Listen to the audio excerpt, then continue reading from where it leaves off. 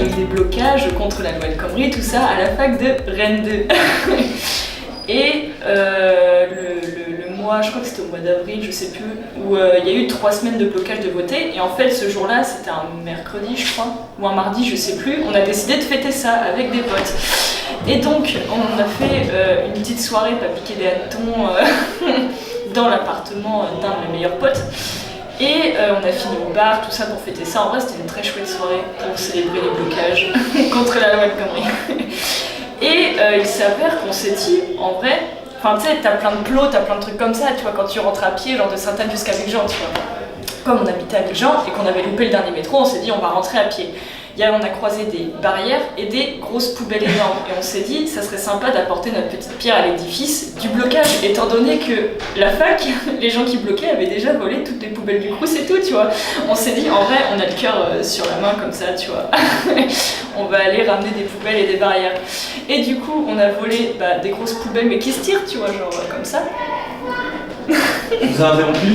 Non, mais on va couper ça au montage. Continue donc, tout ça. Et donc on a volé des poubelles et tout, donc j'avais une barrière et une poubelle et mon super pote avait pareil, une barrière et une poubelle. Et on marche, on était mais vraiment genre à 2 minutes d'arriver à la fac, tu vois, même pas genre. Là on voit une voiture qui ralentit. Il y a mon pote qui était torché et moi qui était à peu près dans le même état, tu vois, sauf que lui il est un peu con quand il est bourré, genre le mec il baisse sa fenêtre, il fait « Ouais tu fais quoi ?» Et là mon pote il fait « Toi tu fais quoi ?» Et du coup le mec il le regarde, il fait « Non mais attends, tu sais qui je suis ?» Puis là t'as mon pote qui fait « Bah vas-y viens me le montrer », sauf que moi j'ai réalisé, tu vois, que ces mecs là c'était pas que des civils qui nous engueulaient pour les poubelles, tu vois, non. Le mec c'était la BAC. Et du coup, je regarde mon pote, je fais « Ferme ta gueule, Étienne », tu vois. Il me fait « Mais quoi, qu'est-ce qu'il est en train de me dire? Qu'est-ce que je fais ?» Je fais « Non mais Étienne, c'est pas du tout des gens civils qui sont en train de te juger parce que tu voles des poubelles. En fait, ils sont en train de te juger parce que c'est la BAC, du coup. » Enfin bref, du coup, mon pote, il fait « Non mais c'est bon, on va remettre les poubelles. » Du coup, on fait demi-tour. Il y avait tous nos autres potes qui nous regardaient, du coup, ils nous jugeaient un peu. Ils se sont dit « Putain, mais normal, tu vois. » Genre bref. Du coup, on fait demi-tour et tout, sauf que tout le long, en fait, on marchait pour aller déposer les poubelles et les barrières, et la BAC, elle nous suivait. Et du coup, moi je savais qu'on était dans la merde, je me suis dit, dès qu'on pose les poubelles, on est mort, tu vois, ils vont descendre, ils vont nous détruire, tu vois.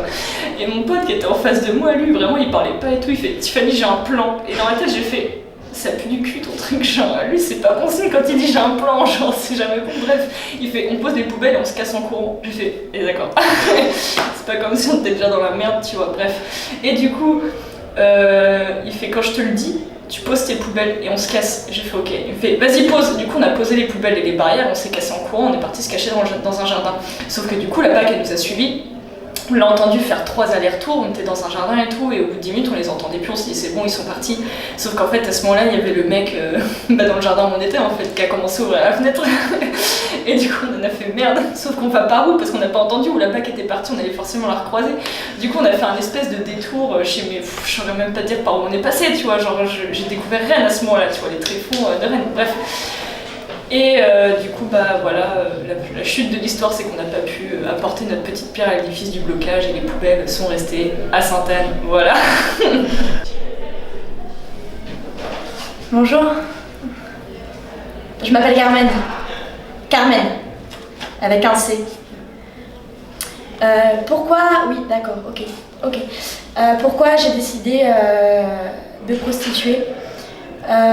C'était en fait pour sortir de mon cadre familial, un cadre social un peu complexe, notamment à cause de ma mère qui nous a beaucoup privés de stabilité scolaire, sociale, familiale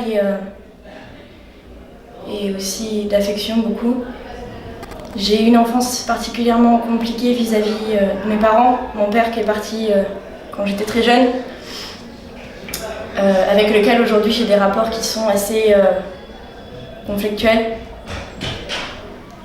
Oui, de la famille. Oui, j'ai d'autres familles. J'ai ma grande sœur Ernestine. Oui, elle travaille beaucoup, elle est très sérieuse, c'est une femme vraiment sérieuse. Oui, j'en ai d'autres. J'ai Narcisse qui travaille dans la ville. Et puis Émilie aussi. Non, elle travaille pas, elle gagne sa vie grâce à son amant. Pour en revenir, comment vous expliquer, c'est très compliqué. En fait, moi, trouve qu'il y a une sorte de liberté quand je suis dans la rue et aussi quand je suis avec ces hommes. C'est assez compliqué parce que il y a un rapport, une sorte de hiérarchie où on doit, je saurais pas comment expliquer, on doit vraiment essayer de satisfaire leurs besoins et on doit mettre nos besoins de côté parce qu'on n'est pas considéré comme des personnes ayant des besoins forcément. C'est un petit peu compliqué en fait. Oui, c'est un peu compliqué. Oui, en fait, je suis atteinte du cancer du col de l'utérus et on n'arrive pas trop à soigner ça en ce moment. C'est un petit peu compliqué. Non, je saurais pas comment dire. Il y a pas. Les traitements sont vraiment compliqués et chers et on peut arrêter. Ça tourne. Je vais me confier à vous. Je vais vous raconter quelque chose qui m'est arrivé. Ça se passait au Sénégal. J'ai fait de la lutte gréco-romaine contre Lilian Thuram, un joueur de foot. Si vous ne le connaissez pas, vous tapez, vous trouverez sûrement son identité. Voilà. Ça tourne. Ok. Moi je voulais vous raconter une anecdote qui m'est arrivée il y a ça quelques années maintenant. C'est pas facile, en plus je suis hyper gêné devant la caméra, mais bon, je vais raconter quand même. C'est en fait, alors, il faut savoir que j'ai grandi dans la campagne un peu de Bordeaux, donc après j'ai quand même grandi dans l'école à Bordeaux, donc voilà. Et en fait, un jour, j'étais chez moi et vraiment, il se passait pas grand chose dans ma vie. C'est quand vous êtes ado, forcément, votre vie elle est un peu terne, à part les petites histoires au lycée ou au collège, etc. Et en fait, un jour, j'ai reçu une lettre. Donc je me lève un matin, je vais à la boîte aux lettres et tout ça parce que j'aimais bien faire ça. Et puis ma mère, elle savait que j'aimais bien le faire, donc du coup, elle me laissait le faire. Et même elle m'avait fait un double des clés de la boîte aux lettres pour que quand je rentre le soir, je prenne le courrier, ou si je commençais plus tard le matin, du coup je prenais le courrier aussi. Et j'aimais bien gérer ça, déjà ça me donnait des responsabilités directement alors que j'étais jeune quoi. Bref, on s'en fout. Et puis donc j'ai trouvé cette lettre un jour, dans la boîte aux lettres forcément, avec écrit Monsieur Pinette. Oui, parce que je m'appelle Monsieur Pinette, voilà. Et j'avais vu, donc il y avait écrit Monsieur Pinette, et il faut savoir que j'ai un frère jumeau. Donc du coup je savais pas si elle était adressée à lui ou à moi. Et en fait je me suis dit mon frère en tout cas il n'avait pas beaucoup d'amis, il n'était pas très sociable, excusez-moi. Et donc du coup je pensais que c'était pour moi forcément parce que moi j'avais pas mal d'amis. Donc voilà, j'ouvre la lettre, je commence à lire et là je vois que c'est une lettre d'une jeune fille d'à peu près mon âge je pense, au vu de comment elle écrivait, et qui m'était adressée, qui était adressée à Monsieur Pinot, du coup je sais pas trop qui c'est, mais qui disait qu'elle m'avait vu à Bordeaux et que du coup elle m'avait beaucoup aimé, qu'elle connaissait des gens que je connaissais et c'était magique en fait, là ça faisait vraiment, j'avais l'impression de vivre un truc en fait. Et donc très vite je me suis attaché à ça, à cette correspondance, puisque du coup je lui ai répondu, puisqu'elle avait mis son adresse à la fin, et on a commencé à s'échanger, à faire une correspondance épistolaire, et c'était dingue, vraiment j'en garde un très bon souvenir. Et donc voilà, donc on continue à se parler, elle s'appelle Lydia, elle fait de l'équitation, mais en même temps on n'avait jamais parlé à l'époque de se voir, on restait chacun, je pense qu'on était très timides tous les deux, surtout pour tout ce qui est amoureux, parce qu'il faut pas se le cacher, c'était pas juste amical, c'était très platonique en tout cas pour ma part, parce qu'elle m'avait vu, mais moi je l'avais jamais vue, mais elle m'envoyait des photos, donc c'est vrai qu'elle était très jolie. Sauf qu'en fait un jour, le problème c'est que je conservais toutes ces lettres dans ma chambre et je voulais pas en parler à personne de ma famille. Pour moi c'était mon petit secret, c'était ma petite folie. Et donc du coup, un jour, je m'étais engueulé avec mon frère jumeau, qui s'appelle Nathan, et il a retrouvé ces lettres qui lui a été adressée. Et en fait, il a très vite compris que c'était lui qui parlait dans la description physique. C'est vrai que j'avais vu qu'elle me correspondait pas trop, mais je me suis dit, quand tu croises quelqu'un dans la rue, bah, tu te souviens pas forcément vraiment de de comment elle est habillée, de ses couleurs de cheveux, ses yeux. Et c'est vrai que sa description était hyper descriptive, enfin, c'était très très fourni, et que ça ressemblait plus à mon frère, mais enfin sur le moment j'ai pas fait attention. Et là ça faisait quand même déjà presque un an qu'on parlait par lettres, et mon frère connaissait cette fille-là, mais du coup cette fille-là ne s'intéressait pas plus à lui parce qu'il y avait ça, et qu'en même temps c'était hyper compliqué cette histoire. Parce qu'elle entretenait aussi ça avec lui en pensant que c'était lui, mais nous dans nos lettres on a dit que c'était notre secret. Je sais pas si vous me suivez, c'est un peu compliqué. Et donc du coup, il m'en a voulu, on s'est battus comme des frères jumeaux ados se battent, hein, voilà. Et il a arrêté de me parler pendant très longtemps. Maintenant ça va un peu mieux, mais il y a toujours cette rancœur. Alors moi je lui ai dit que j'avais pas fait exprès, que je pensais qu'elle parlait de moi, mais il faut rien entendre. Mon frère il est un peu con, mais bon. Je le suis aussi un petit peu, et puis je peux comprendre aussi. Pendant un an, ça aurait pu être lui qui allait vivre ça, et voilà. Mais le problème, c'est que maintenant, j'arrive plus à. Déjà, je vais plus au courrier, et c'est vrai que j'ai beaucoup de mal avec les relations pseudo-amoureuses, me lancer ou aller voir quelqu'un. J'ai développé vraiment une timidité qui me pourrit la vie en fait. Donc voilà, je voulais juste vous en parler parce que c'est pas facile à vivre, et que je me dis que si les gens me voient, ce sera peut-être plus facile pour eux de venir me parler. Je suis pas méchant, je pense que je suis sympa. Juste j'ai du mal à aller vers les gens, et sachez que c'est pas facile pour quelqu'un comme moi qui a vécu ça, et ça me suit depuis quelques années. Et voilà, je l'ai dit, on peut arrêter. Ça tourne. Lauriane Premier.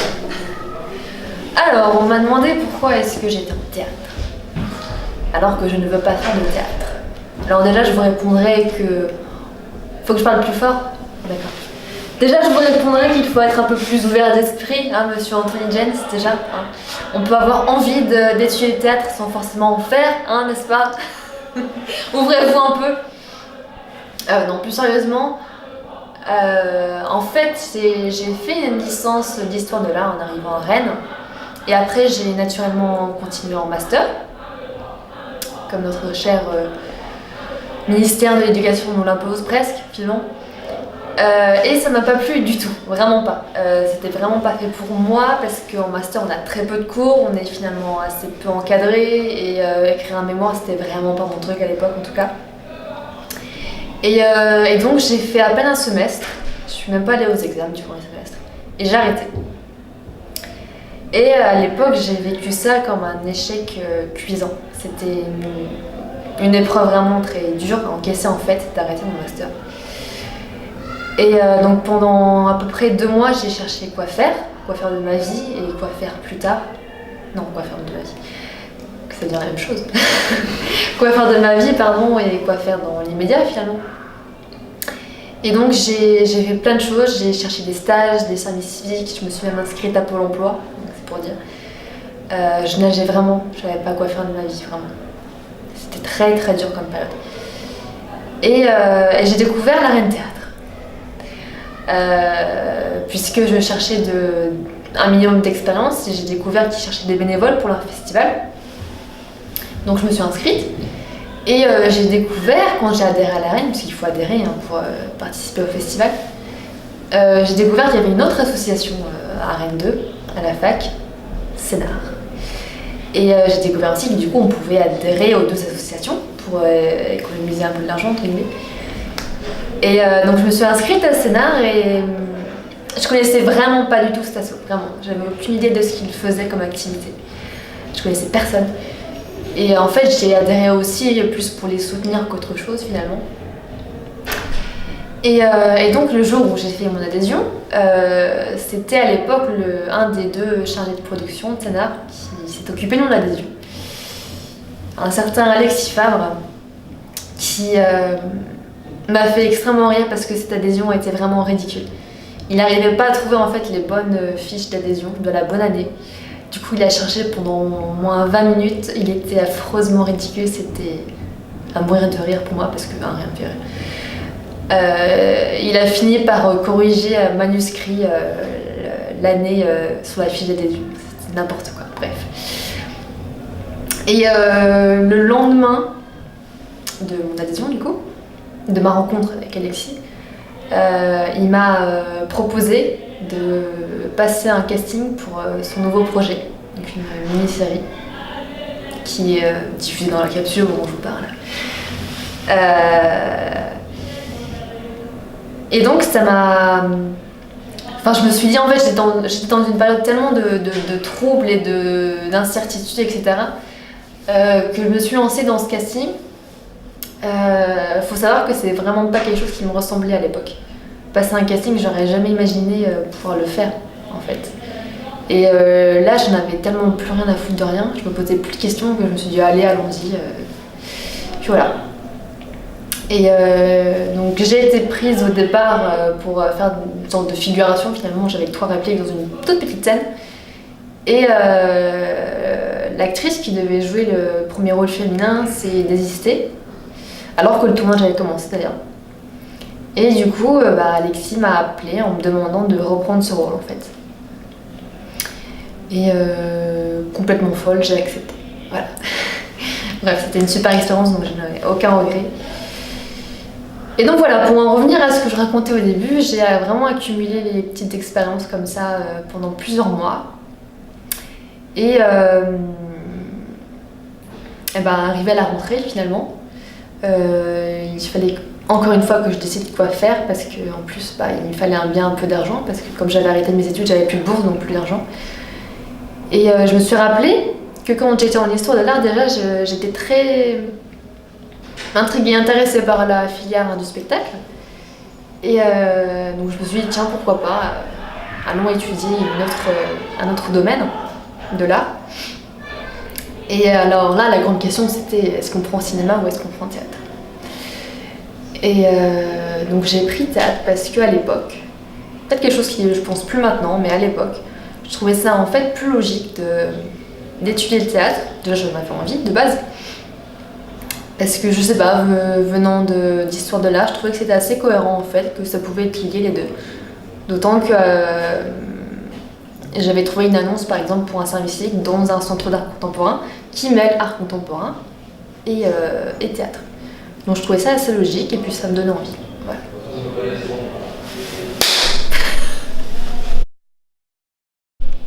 Ça tourne. C'était il y a bien longtemps, je m'en souviens, j'étais pas très vieux, j'avais 14-15 ans. On m'avait proposé de jouer pour un gros concert, c'était en Angleterre, j'avais des potes là-bas. Et moi je faisais de la batterie à ce moment-là, je m'éclatais vraiment, après je passais à la guitare, c'était une longue histoire, mais bon voilà. Et genre je portais une espèce de combinaison de peintre pour jouer, parce que j'étais à l'aise là-dedans. Et en plus de ça, ça avait son style, c'était tout blanc, c'était très bien, ça allait très bien avec la batterie. Et j'ai eu le malheur de vouloir aller aux toilettes avant d'aller sur scène. Et le problème, c'est que les combinaisons, la plupart du temps, ça s'ouvre ici, juste ici, puis c'est tout. Donc, par exemple, pour vraiment se poser sur la cuvette, il faut vraiment tout enlever, enfin voilà. Et donc c'est ce que je fais, mais cette combinaison était un peu trop petite. Et j'étais un peu serré dedans, mais ça allait encore, je pouvais jouer de la musique, ça le faisait, c'était cool. Et il s'est trouvé que, je me pose sur la cuvette, je fais ma petite affaire, je rentre pas dans les détails, c'est un peu dégueulasse quand même. En plus j'avais pas mal bu ce soir-là, enfin bu, surtout du coca, mais enfin ça pétillait un peu.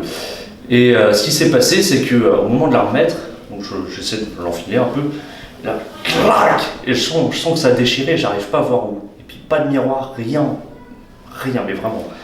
Et donc je me dis, bon tant pis, si ça se trouve c'est rien, tout ça. Et donc j'arrive sur scène, on faisait une présentation générale des musiciens, et c'est au moment où je me tourne pour aller vers ma batterie, je me rends compte, j'ai un peu froid au niveau du dos, mais surtout vers le bas.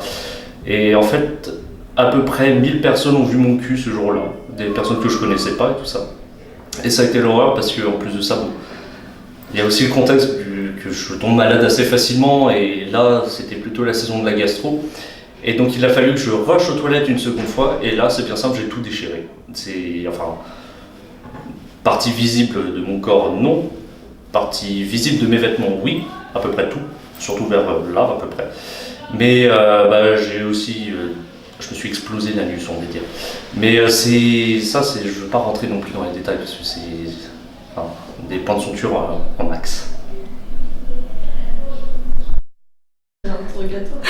Ça tourne.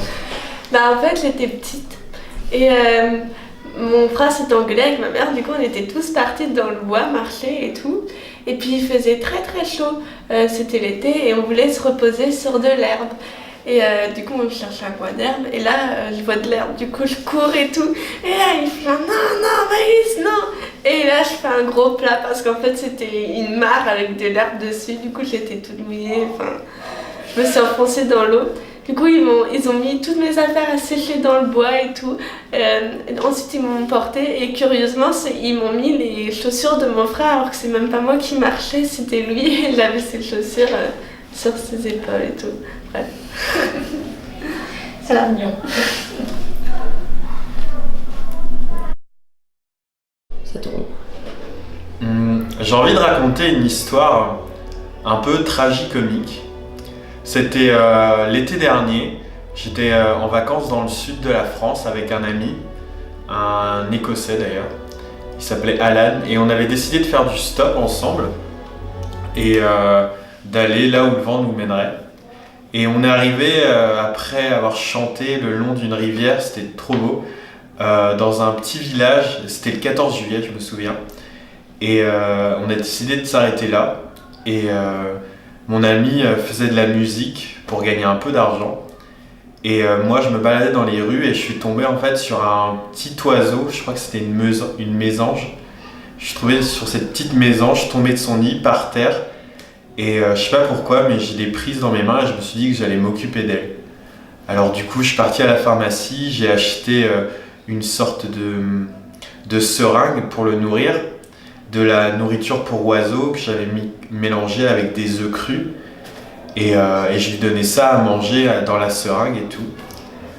Et je m'étais vachement attaché à ce petit oiseau, je l'avais appelé Gon. Et j'avais aussi acheté des petits vers qu'on trouve dans les grandes surfaces, des vers de pêche. Et je le nourrissais avec ces petits vers. Et malheureusement, en fait, ça n'a pas suffi parce que les petits oiseaux comme ça, c'est vachement dur de s'en occuper et il est décédé. Je l'avais mis dans une petite boîte et le matin, quand je me suis réveillé, il était mort, il bougeait plus. Il avait jamais volé, mais il était trop jeune, mais il volait plus. Et du coup, avec Alan, on s'est dit qu'on allait aller l'enterrer. Et c'est là que l'histoire devient un peu comique, parce que là, c'est un peu triste. Et en fait, on est parti dans la forêt, on a marché, et puis on a cherché un endroit où le déposer. Et on est arrivé en fait dans une sorte de plaine qu'on a traversée, et il y avait comme une sorte de trou dans la terre. Alors du coup, j'avais l'oiseau dans mes mains, et je l'ai déposé dans le trou, et j'ai essayé de recouvrir le trou avec de la terre. Et le truc, c'est qu'à partir du moment où j'ai mis ma main dans le trou, il y a des dizaines de guêpes qui ont commencé à sortir du trou et qui commençaient à nous attaquer. Alors du coup, on a trop flippé et on s'est mis à courir notre race pour échapper aux guêpes. Et c'est comme ça qu'on est passé de quelque chose de vachement triste à quelque chose de vachement drôle, parce que ça nous avait fait tellement marrer de se faire poursuivre par des guêpes que c'était un enterrement joyeux. Voilà. Ça tourne. J'ai été élevé seul et d'aussi loin que je m'en souvienne, j'étais anxieux des choses sexuelles. J'avais près de 16 ans quand je rencontrais une jeune fille de mon âge, Simone, sur la plage de X. Nos familles se trouvant une parenté lointaine, nos relations furent précipitées. 3 jours après avoir fait connaissance, Simone et moi étions seuls dans sa villa. Elle était vêtue d'un tablier noir et portait un col empesé. Je commençais à deviner qu'elle partageait mon angoisse, d'autant plus forte ce jour-là qu'elle paraissait nue sous son tablier. Elle avait des bas de soie noire montant au-dessus du genou. Je n'avais pu encore la voir jusqu'au cul. Ce nom que j'employais avec Simone me paraissait le plus joli des noms du sexe. J'imaginais seulement que, soulevant le tablier, je verrais nu son derrière. Il y avait dans le couloir une assiette de lait destinée au chat. Les assiettes, c'est fait pour s'asseoir, dit Simone. Paries-tu? Je m'assois dans l'assiette. Je parie que tu n'oses pas, répondis-je sans souffle. Il faisait chaud. Simone mit l'assiette sur un petit banc, s'installa devant moi et sans quitter mes yeux, s'assit et trempa son derrière dans le lait. Nous restâmes quelque temps immobiles, le sang dans la tête et tremblant, tandis qu'elle regardait ma verge tendre ma culotte. Elle ne bougeait plus. Pour la première fois, je vis sa chair rose et noire baignant dans le lait blanc. Elle se leva soudain. Le lait coula jusqu'à ses bas, sur les cuisses. Je me frottais la verge en m'agitant sur le sol. Nous arrivâmes à la jouissance au même instant, sans nous être touchés, l'un l'autre. Cependant, quand sa mère rentra, m'asseyant sur un fauteuil bas, je profitais d'un moment où la jeune fille se blottit dans les bras maternels. Je soulevais sans être vu le tablier, passant la main entre les cuisses chaudes. Je rentrais en courant, avide de me branler encore. Le lendemain, j'avais les yeux cernés. Simone me dévisagea, cacha sa tête contre mon épaule et me dit « Je ne veux plus que tu te branles sans moi. »